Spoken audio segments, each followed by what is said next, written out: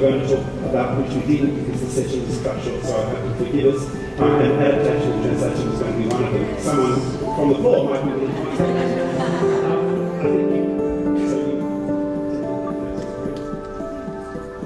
I guess this is a question for Wesley and many others, but Wesley, you started talking, I guess, about the role of the artistic director, in a sense, by saying, you know, whether the artistic director should be somebody directing shows for the company or not. And I guess I always felt when I worked at Queensland Theatre Company that when the artistic director went to direct a show, we kind of lost the artistic director for 6 weeks.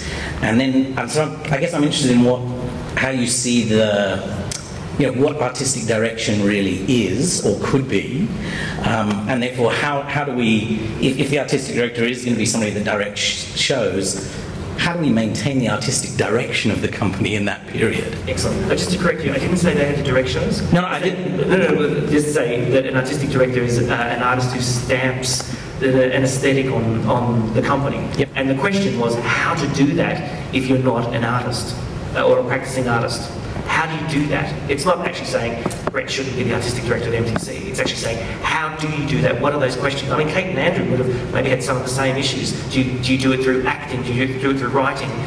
Moving into directing? You know, Ralph moving into directing more. You know, how do you stamp an aesthetic of an artist on a show, on a company?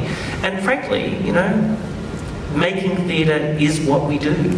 If the artistic director is in a rehearsal room, that is what the company is doing. I think there's a point where sometimes the machinery needs a lot more guidance during that time, and how to do that is incredibly difficult. And you know, when you have working relationships like Sue and I working together on how to make things happen and talk together, you know, I don't think it's a mystery that we do spend like 15 hours, you know, sometimes, you know, well, we're on 15-hour days easily, you know. It's not unusual to spend all this time, especially in rehearsal, doing the before and after and stuff to keep it all going. But frankly, I go, that's a little annoyance for people who aren't artists. When in fact, it's a statement, I think, that we say, yeah, well, you just wait till the show, you know, to get in there and talk to the artist when they're making the work. So yes, it might be a little bit of discomfort for everyone else, but I think it does place the artists in what they do really well, and the company's there to support them. Don't know if that answered that. Thanks, Wesley. Who has the mic? Liz? I haven't got the mic. Oh, you haven't got the mic. And then we'll come to Tim, yes, Tim. Hello. Hello, Tim. Hello, Liz, you go first. Liz Jones from La Mama. My concern is what I would call the plight of the playwright. When I look at this configuration here, and I'm particularly, two playwrights just jump to mind because they're probably two that I particularly adore. I'm from Victoria, Pat Cornelius and Angus Zerini, and I just wonder where those playwrights go now. At La Mama, we try and facilitate. We're distinctly new Australian work.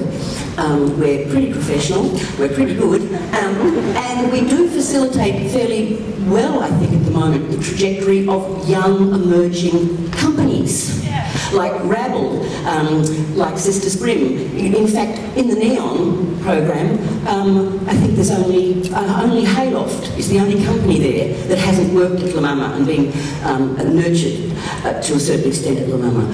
The same with the Helium Project, so many of the things. But the individual playwright, it seems that's particularly in Victoria, the pathways have vanished. Yes. And I don't know what people in anyone thinking in the major theatre companies can address that dilemma. Thank you. Thanks, Liz. That's not the case in Queensland in terms of our commissioning program and how I realise there are states that like South Australia and Queensland where it's not the same, but it's very much a dilemma in Victoria. Victoria. Well,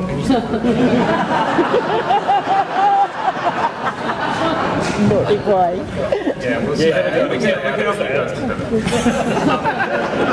Oh God, okay. I'll pass it around. I mean, I would really be upset if we said opportunities have vanished. I think there are, because the writers... No, is that diminished? Diminished? Well, I think it's just about continuing those conversations. I think it's about the writers are absolutely able to come and engage, but any of the MTC and Malthouse are able to come at any point and bringing in their material, and they can be, you know, the doors are open to writers. I don't think they've ever been closed. But there's also other ways to be working. I mean, I think one of the things I find most attractive is when a writer and a director come together, and then suddenly it becomes a discussion about making that piece of theatre. Or when the writer comes with an idea that they want to pursue, and they come to that company saying, is there a way that this company now can support the creation of this piece of writing? I mean, there was a myth for a while that Malthouse was sort of not interested in writers, not interested in having literature on its stage, which sort of isn't true, because there's a lot of writers working at Malthouse all the time. There's writers under the commission.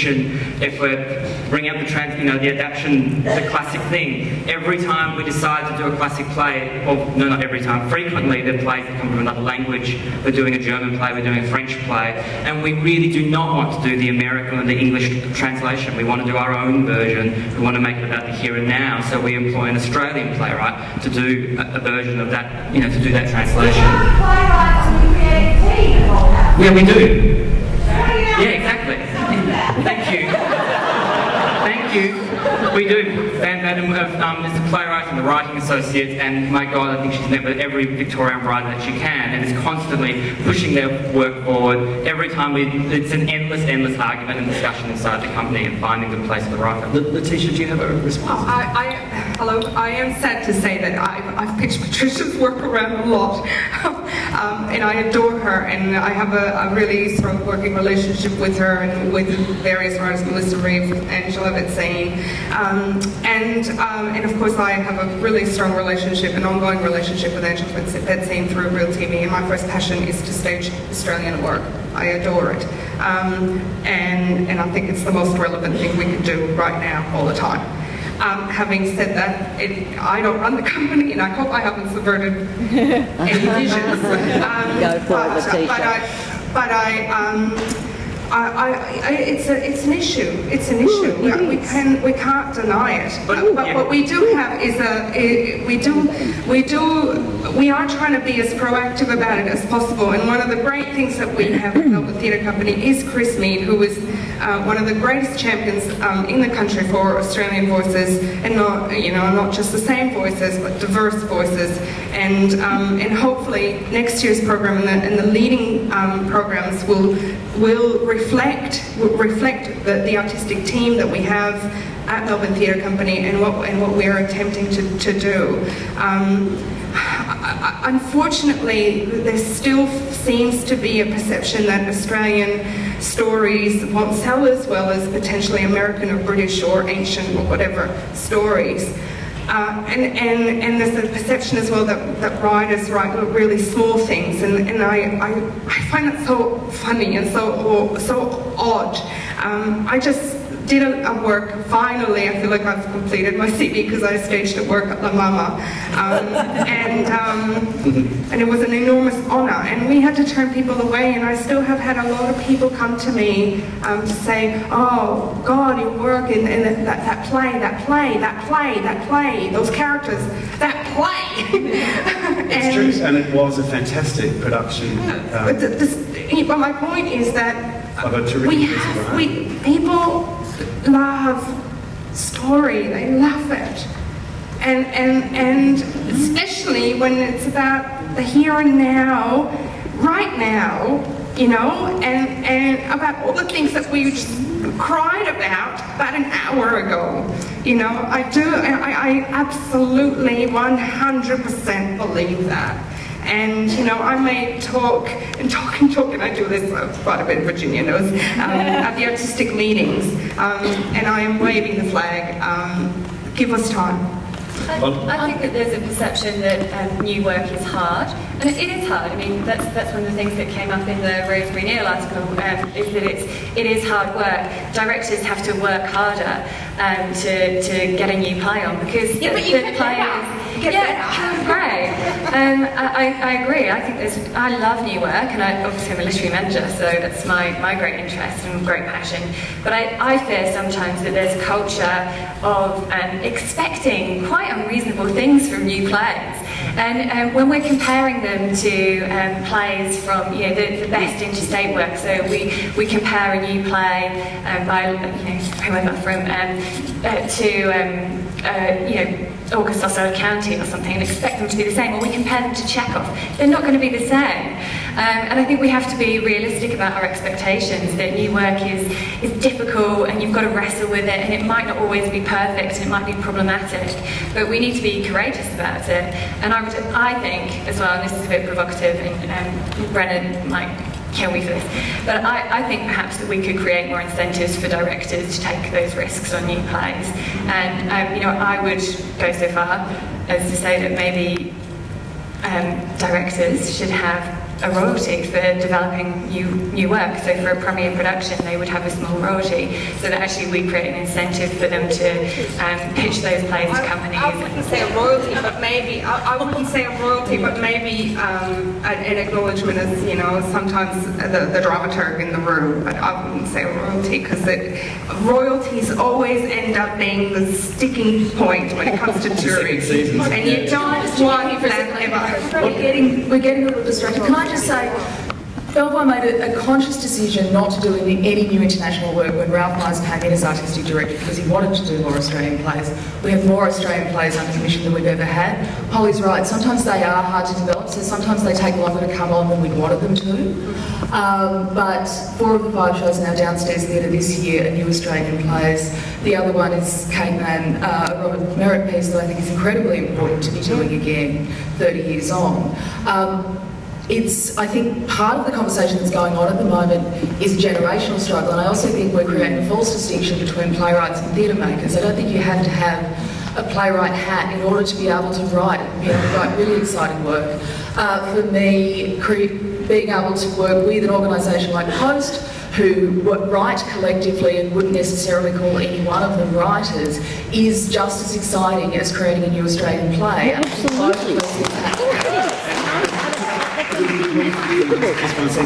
just wanted to add to that I had a conversation with Catherine Thompson many years ago at the Sydney Theatre Company, and she said she had a commission and she was having a production mounted of a new work, and she said to me one day at lunchtime, "This is the only time I feel that I have a role, that I have a welcome mat in this company, is when I actually have a production being performed."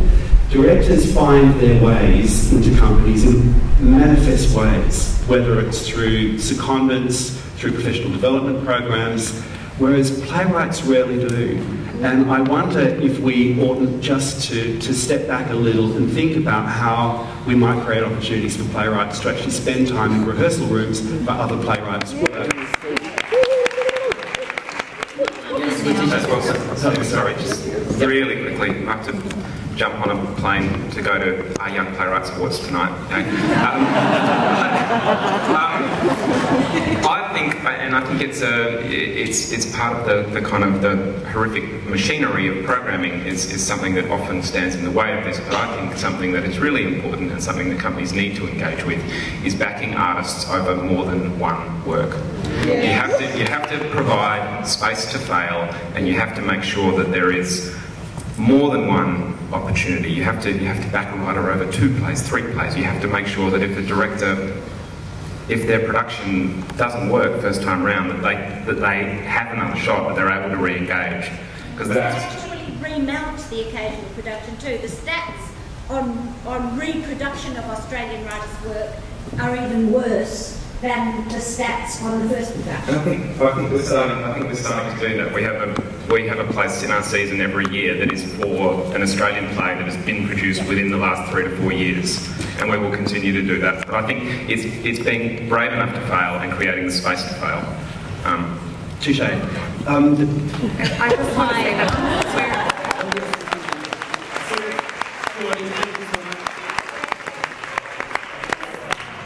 quickly, I want to say that Melbourne Theatre Company is looking at initiating residencies for playwrights, so that they get to spend some time within the company in rehearsal rooms talking to everybody on all the floors about what they do and how they do it and why they do it. Great. Could I be controversial?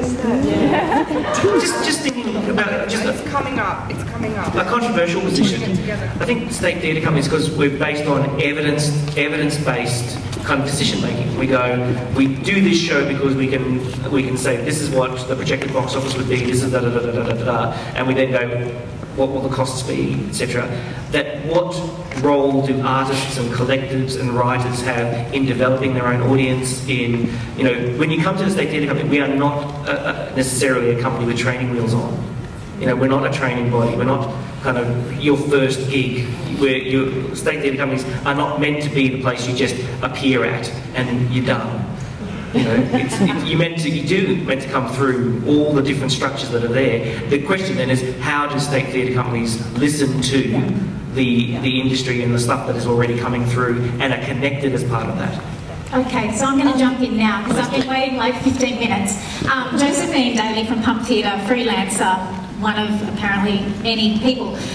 So yesterday we had a conversation in some of the working sessions about the amount of us that are making or choosing to go to alternative spaces to get our work seen, and I'm just wondering how many of the major state companies, I guess, have time to maybe even look at some of that work and to consider maybe engaging a whole different audience the way that's some of us artists in those alternative spaces are engaging audiences and able to access other audiences such as people with babies, people with disability, and providing access on that sort of level.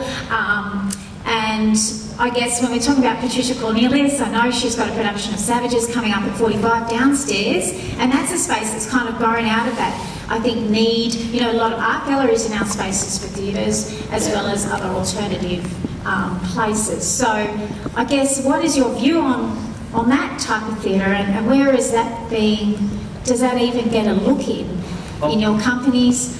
I'm a person that lives in the South Bank precinct. I go and see an MTC show, and I'm sorry to say, I'm disappointed every time, and I'd rather go and spend my $40 somewhere else, like 45 downstairs or the various other alternative spaces, because I connect to that work. You should do that. And I do. I know there's some of us that actually want to come and see something at your place. No, wait. That's the ecology. You're not our audience, baby. That's about the ecology. That's our audience. But to say that a state theatre company has to appeal to everyone, it's just not going to happen, love. It's not going to happen. I'm appealing to now. I just want to jump in, sorry. Please, last question, last comment. I want to go back to the new writing. Does everyone here realise that there are many, many regional companies who are developing and producing writers consistently? Consistently. Does anyone know that there's a regional theatre sector that is doing this all the time? We know how to work with writers. We have been working with writers. Our audience come to see new work. We don't find it hard. It's what we do. Thank you.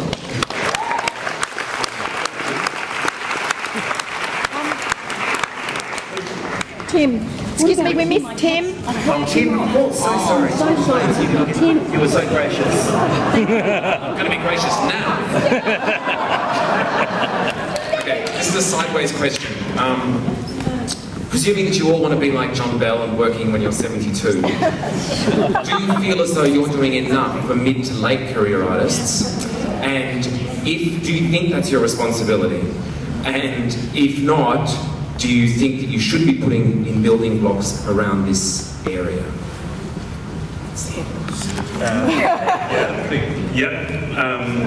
That's something that happened to the mind's eye thing for me, is that I realised that all the emphasis was on emerging artists. And we had this open thing, and all I was getting was 23-year-olds wanting to write the sequel to As You Like It.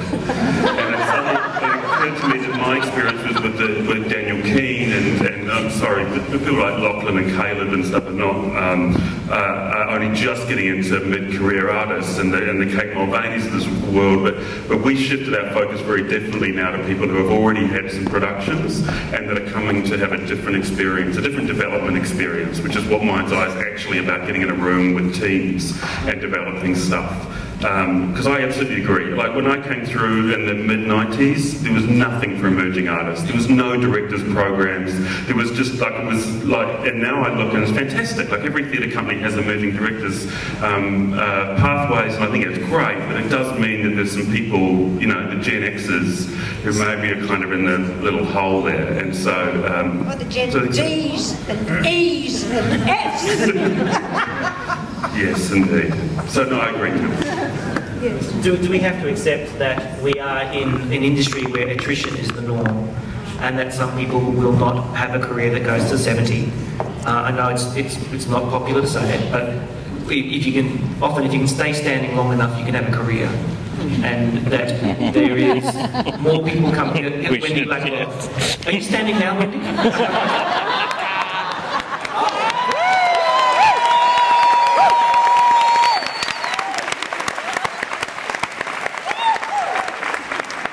But that every single artist, it's as much, yes, skill, it's craft, but it's also chance. There's so much chance involved. Suddenly a writer is writing a whole lot of stuff for actresses who are, you know, in their 70s, and then suddenly you go, wow, they come out of the woodwork.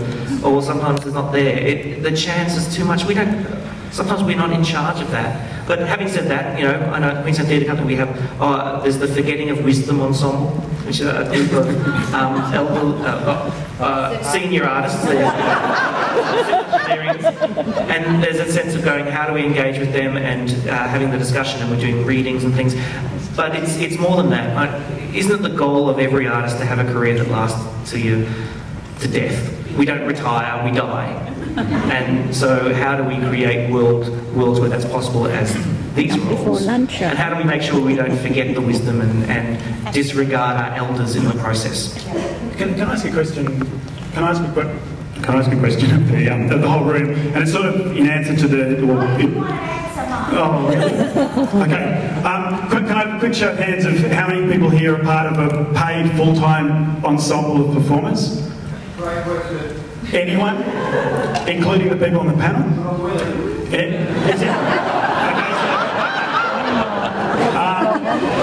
So I'm going to put my hand up. We employ 12 full-time performers year-round, year after year. I'm not trying to... Yeah, we have 8 actors on the road all year. Yeah, so that's the national tour. That's just the ensemble, and then there's 3 productions on top of that. But the full-time staff, on staff, we have 8 actors. Excellent. So I'm not asking this to be smug in any way. Is that a hand saying that? Back to back. Back to back, how many? Yeah. 5? Okay, so 5, 8. Wow, but Any others? not paid in the normal And understanding. circa how many? 21, okay. So it's a pretty small group, but it's an answer to the question about submerging artists rather than emerging artists, is that once you're in an ensemble, and some of the back-to-back performers, for example, have been incredible longevity, develop an incredible body of work. And I would put Tim Caldwell's been in now, but 35-year member of a performing ensemble. And that is actually the question about, you know, do you submerge by simply not getting cast in the next casting round of the MTC and you just keep missing out on roles, or do you have a managed exit from an ensemble, or even a move sideways into direction or teaching or administration? So that, you know, John is submerging with the most incredible class, and seeing him on stage in Henry is incredible, but that it's not an opportunity that many performers have to dance. Yes, and the dance ensembles is a whole other thing. But so I'm saying that as a comment, really, which is about managing artists by putting them at the centre of the organisation rather than the cattle call, on-call, high, you know, low supplier power, high. But the Australia Council got scared of that 25 years ago. There were more ensembles 25 years ago, and they all got wiped out except... Well, we started ours since then. I mean, Well, no, not actually. Yeah. Are there any final comments on the panel? Thank you so much for being great.